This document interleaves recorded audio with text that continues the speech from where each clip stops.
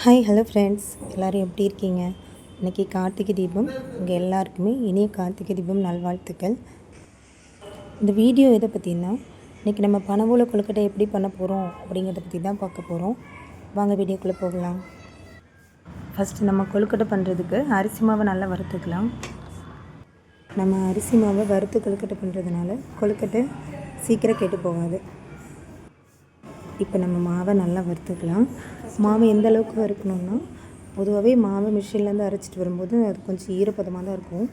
அதை நம்ம நல்ல உதிரியாக வர்ற வரைக்கும் வறுத்துக்கணும். இப்போ நம்ம தனியாக மட்டும் வேலை பார்க்குறதுனால கொழுக்கட்டை அவ்வளோ சீக்கிரத்தில் பண்ண முடியாது. ஸோ நான் என் ஹஸ்பண்ட்கிட்ட போயிட்டு தேங்காய் திருவுங்கன்னு ஒரு வேலையை கொடுத்துட்டு வந்துடலாம். அவங்களும் நமக்கு ஒரு பக்கம் ஹெல்ப் பண்ணி கொடுப்பாங்க. முன்னாடியெல்லாம் பார்த்திங்கன்னா திருக்கார்த்திகை வந்தாலே நமக்கு என்ன பெரிய வேலை இருக்க போகுது, வீடெல்லாம் விளக்கு வைக்கணும், இல்லைன்னா ஓலையில் மாவை வச்சு கொடுக்கணும், இது மட்டும் தான் வேலையாக இருக்கும். இதெல்லாம் நம்ம அம்மா நமக்காக பண்ணுற வேலை. இப்போ நம்ம அந்த வேலை பண்ணுற அளவுக்கு இப்போது வந்துட்டோம். இது பார்த்திங்கன்னா எங்கள் மேரேஜுக்கு அப்புறம் நாங்கள் செலிப்ரேட் பண்ணுற 2வது கார்த்திகை தீபம். போன வருஷமே கொழுக்கட்டை இந்த மாதிரி தான் பண்ணோம். நல்ல சிறப்பாக எல்லாமே நல்லபடியாக பண்ணோம். ஸோ இந்த வருஷமும் நானும் அப்புறம் எங்கள் அண்ணா 3 பேரும் சேர்ந்து தான் கொழுக்கட்டை பண்ண போகிறோம். சரி, இப்போது தேங்காய் என் ஹஸ்பண்டு திருவி தருவேன்னு சொல்லிட்டாங்க. இதுக்கப்புறம் நம்ம நேராக போயிட்டு சிறுபயிறு வறுக்க போயிடலாம். ஃபஸ்ட்டு நம்ம கொழுக்கட்டைக்கு தேவையான அரிசி மாவு, அப்புறம் தேங்காய், சிறுபருப்பு இதெல்லாம் நம்ம ரெடி பண்ணி வச்சிட்டோன்னா பண்ணுறதுக்கு ரொம்ப ஈஸியாகவே இருக்கும். நம்ம இன்றைக்கி 3 வகை கொழுக்கட்டை பண்ண போகிறோம். சீனி கொழுக்கட்டை, கருப்பட்டி கொழுக்கட்டை, சர்க்கரை கொழுக்கட்டை, இந்த 3மே பண்ண போகிறோம். ஸோ நம்ம அதுக்கு தேவையான பொருளை ஃபஸ்ட்டு நம்ம ப்ரிப்பேர் பண்ணி எடுத்து வச்சுக்கலாம்.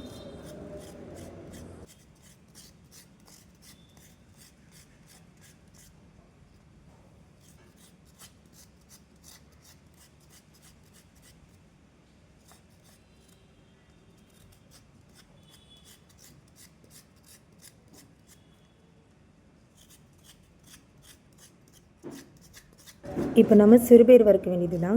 சிறுபயிறு எப்படின்னா பொன்னிறமாக வர வரைக்கும் கொஞ்சம் நல்லா வறுக்கணும்.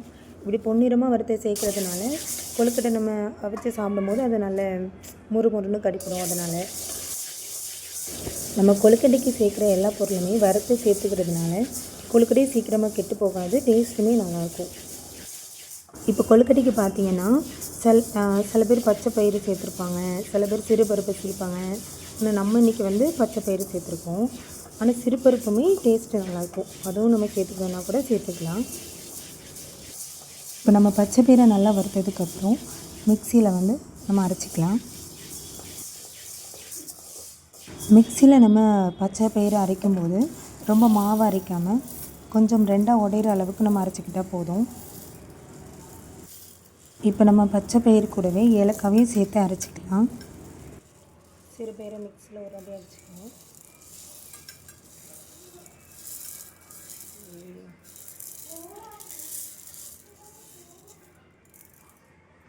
இப்போ பார்த்திங்கன்னா நம்ம கொழுக்கட்டைக்கு தேவையான தேங்காய் வறுக்க போகிறோம். நான் கொஞ்சமாக தேங்காய் எண்ணெய் ஊற்றி அதில் திருவி வச்சுருக்கிற தேங்காவை போட்டு வறுக்கணும். பெரும்பாலும் கொழுக்கட்டைக்கு எல்லோரும் தேங்காய் போட மாட்டாங்க. ஏன்னா தேங்காய் போடுறதுனாலுமே சீக்கிரம் கொழுக்கட்டை கெட்டு போகும். நம்ம தான் தேங்காய் எல்லாமே எதுவுமே சேர்த்துக்க மாட்டோமே, அதனால் நம்ம கண்டிப்பாக தேங்காய் சேர்க்குறோம். ஆனால் அது நார்மலாக இல்லை, நம்ம எண்ணெய் ஊற்றி நல்லா வறுத்து அப்படி சேர்க்குறதுனால கொழுக்கட்டையும் கெட்டு போகாது.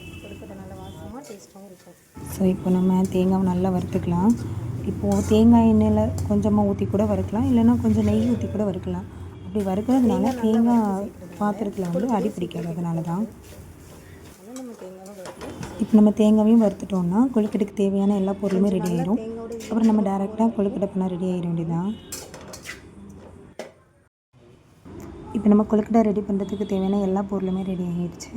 இப்போ நம்ம ஃபஸ்ட்டு என்ன கொழுக்கட்டை பண்ண போகிறோன்னா சீனி கொழுக்கட்டை பண்ண போகிறோம். பார்த்திங்கன்னா கொழுக்கட்டை மாவு எப்படி ரெடி பண்ணுறதுன்னு பார்க்கலாம். நமக்கு எந்த அளவு மாவு தேவையோ அதை எடுத்து வச்சுக்கலாம். இப்போ அது கூடவே தேவையான அளவு சீனி போட்டு நல்லா கிளறி விட்டுக்கோங்க.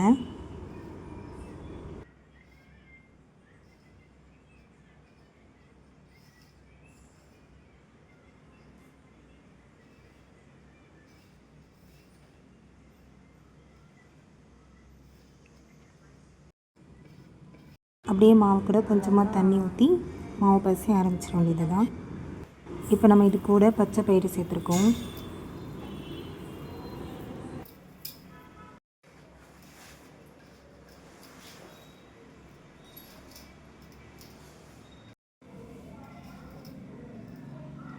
இப்போ நம்ம வறுத்து வச்சுருக்க தேங்காவையும் சேர்த்துக்கலாம். அவ்வளோதாங்க. இப்போ நம்ம தண்ணி ஊற்றி அப்படியே பசஞ்சிட்டே இருக்க வேண்டியது தான். இப்போ நமக்கு இருக்கிற பெரிய வேலைன்னு பார்த்திங்கன்னா அந்த மாவை ஸ்ட்ராங்காக பசிக்கணும். அதுதான் இருக்கிறதுலே கொஞ்சம் கஷ்டமான வேலை. அதனால அதை என் ஹஸ்பண்ட் பண்ணிகிட்ருக்காங்க.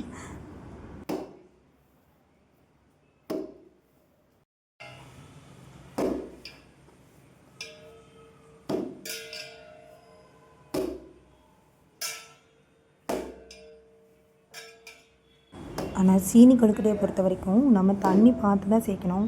அதிகமாக தண்ணி சேர்த்துட்டோம்னா அப்புறம் அது ஈஸியாக இலகிடும். அதனால் நம்ம தண்ணி தெளித்து தான் நம்ம மாவை பசிக்கணும்.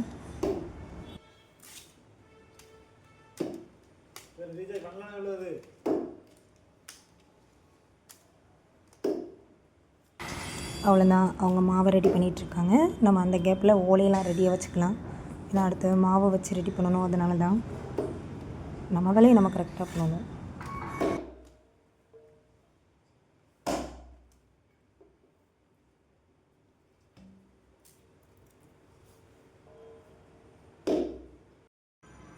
அவ்வளோதான், இப்போ மாவு ரெடி ஆகிடுச்சு. நம்ம அதை ஓலையில் வச்சு ரெடி பண்ண வேண்டியது தான்.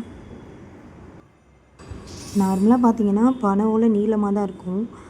இப்போ வந்து பார்த்திங்கன்னா நமக்கு ஊரில் இருந்தே சென்னைக்கு வந்ததுனால அப்போ அதை நல்ல சைஸாக கட் பண்ணியே கொடுத்து விட்டுட்டாங்க. ஸோ நமக்கு வேலையுமே கொஞ்சம் ஈஸி. இல்லைனா ஷேப் கூட நம்ம தேவைக்கு ஏற்றாப்புல கட் பண்ணுற மாதிரி இருக்கும்.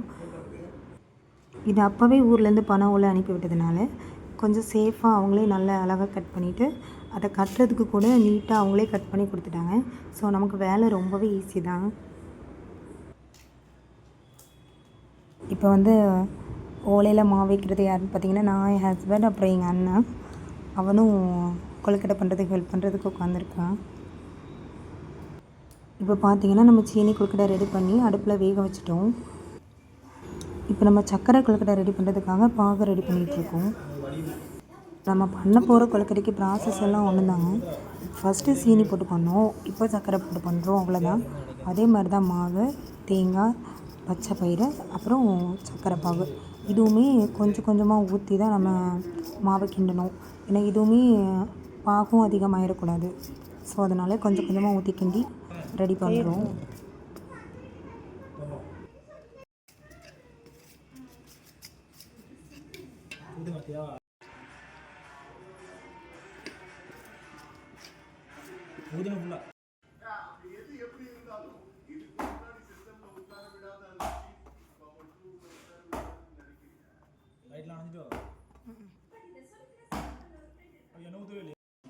இது உடனே எரிஞ்சிருது.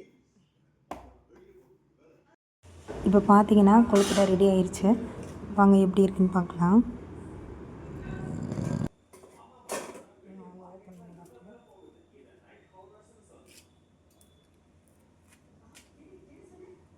இதாங்க சீனி கொழுக்கட்டை. ஆனால் சூப்பராக வந்திருக்கு.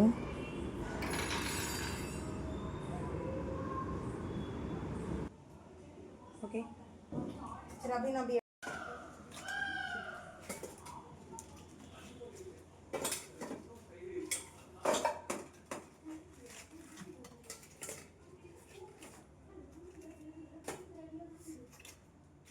இப்போ நம்ம கருப்பட்டி கொழுக்கட்டைக்கு கருப்பட்டி பாகு ரெடி பண்ணிகிட்ருக்கோம். இப்போ நம்ம கருப்பட்டி பாகு ரெடி பண்ணிகிட்ருக்கோம்.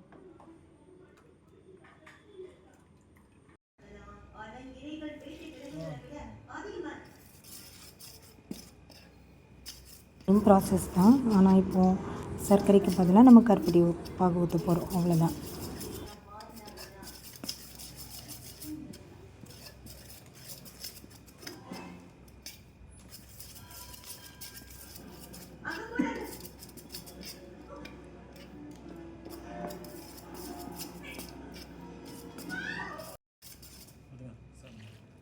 தேங்காய் போட்டிங்களா?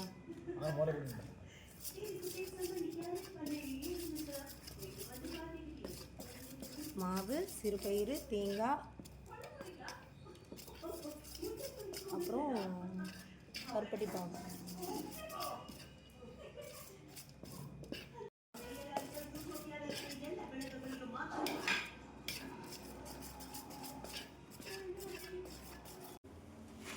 இப்போ நம்ம சர்க்கரை கொழுக்கட்டையை வேக வைக்க போகிறோம். ஓகே, கருப்பட்டி கொழுக்கட்டை இப்போ ரெடி ஆகிட்டுருக்கு.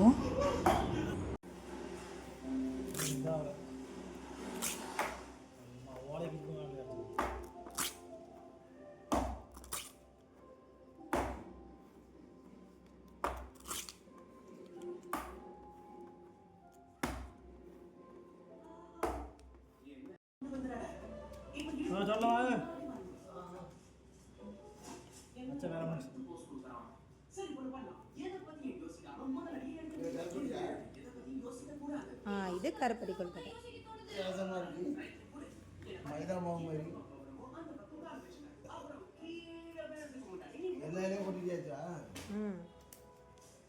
நல்ல ஒல்லியா வேணாம்.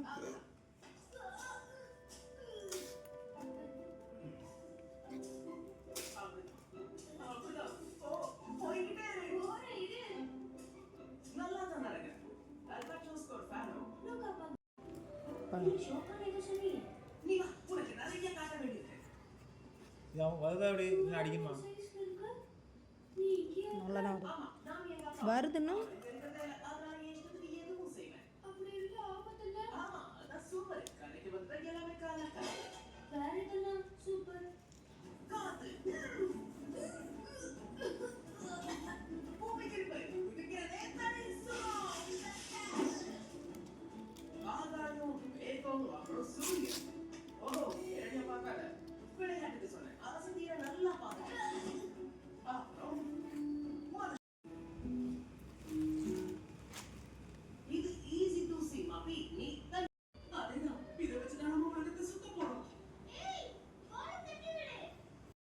இது வந்து பார்த்திங்கன்னா சர்க்கரை கொழுக்கட்டை. அது ரெடி ஆயிடுச்சு. ஆனால் ரொம்ப சூடாக இருந்ததுனால அதை என்னால் ஓப்பன் பண்ண முடியல.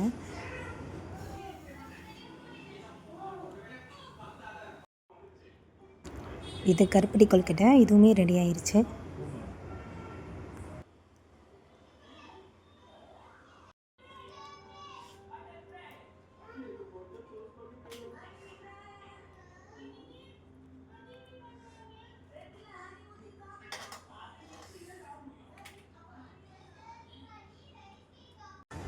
இது வந்து பார்த்திங்கன்னா சர்க்கரை கொழுக்கட்டை. ஆனால் நாங்கள் பண்ண 3 கொழுக்கட்டையுமே சூப்பராக வந்துருந்துச்சு. போன வருஷம் மாதிரி இந்த வருஷமும் கார்த்திகை நல்லா சிறப்பாக நல்லபடியாக நடந்துச்சு. ஸோ உங்களுக்கும் அதே மாதிரி எல்லாமே நல்லபடியாக அமைஞ்சிருக்கும்னு நம்புகிறேன். ஓகே ஃப்ரெண்ட்ஸ், பாய். உங்களுக்கு இந்த வீடியோஸ் பிடிச்சிருந்தா லைக் பண்ணுங்கள், ஷேர் பண்ணுங்கள், சப்ஸ்கிரைப் பண்ணுங்கள்.